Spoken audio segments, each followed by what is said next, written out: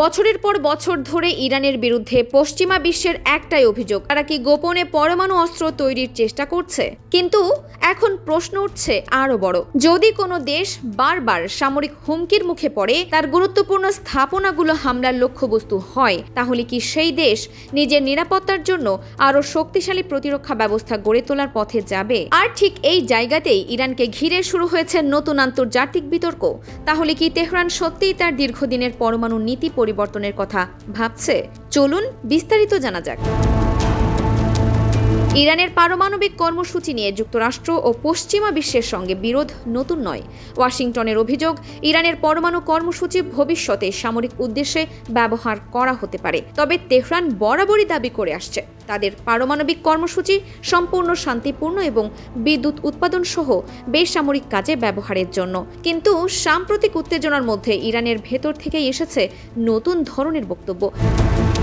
দেশটির একজন আইন প্রণেতা ইব্রাহিম রেজাই বলেছেন, যদি ইরানের পারমাণবিক স্থাপনায় হামলা হয়, তাহলে দেশটির পারমাণবিক নীতিতে পরিবর্তন আসতে পারে। এই মন্তব্য আন্তর্জাতিক অঙ্গনে নতুন আলোচনা তৈরি করেছে। বিশ্লেষকদের মতে এর অর্থ হতে পারে ইরান তার কৌশলগত অবস্থান পুনর্বিবেচনা করার বার্তা দিচ্ছে। কারণ কোনো রাষ্ট্র যখন মনে করে তার নিরাপত্তা বড় ধরনের হুমকির মুখে, তখন তারা নিজেদের প্রতিরক্ষা নীতি আরো কঠোর করতে পারে। তবে এখানে একটি বিষয় পরিষ্কার করা জরুরি, ইরানের কাছে সমৃদ্ধ ইউরেনিয়াম থাকার অভিযোগ এবং একটি কার্যকর পারমাণবিক অস্ত্র তৈরি করা বিষয় নয়। পারমাণবিক অস্ত্র তৈরির জন্য শুধু ইউরেনিয়াম যথেষ্ট নয়, এর জন্য প্রয়োজন জটিল প্রযুক্তি, অস্ত্রের নকশা, ক্ষুদ্রায়ন এবং নির্ভরযোগ্য বহন ব্যবস্থা। তাই ইরান ইতোমধ্যে পারমাণবিক অস্ত্র তৈরি করেছে এমন দাবি এখনো স্বাধীনভাবে নিশ্চিত নয়। এদিকে ইরানের ক্ষেপণাস্ত্র কর্মসূচিও আন্তর্জাতিক উদ্বেগের অন্যতম কারণ। তেহরান দীর্ঘদিন ধরে নিজেদের ক্ষেপণাস্ত্র সক্ষমতাকে প্রতিরোধ কৌশলের গুরুত্বপূর্ণ অংশ হিসেবে দেখছে। ইরানের দাবি, তাদের ক্ষেপণাস্ত্র ব্যবস্থা শত্রুর সম্ভাব্য হামলা মোকাবিলায় গুরুত্বপূর্ণ ভূমিকা রাখে।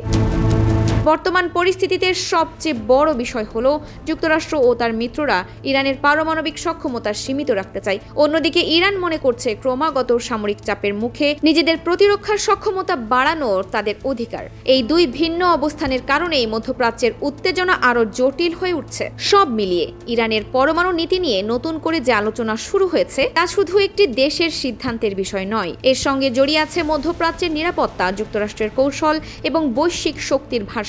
তবে ইরান সত্যিই পরমাণু অস্ত্রের পথে এগোচ্ছে কিনা, সেটি এখনো একটি বিতর্কিত বিষয়। আগামী দিনের কূটনৈতিক সিদ্ধান্তই নির্ধারণ করবে এই উত্তেজনা আলোচনার দিকে যাবে নাকি আরও বড় সংঘাতের ঝুঁকি তৈরি করবে। ডিইউবি নিউজের সঙ্গেই থাকুন। ফারহানা নিজাম, ডিইউবি নিউজ।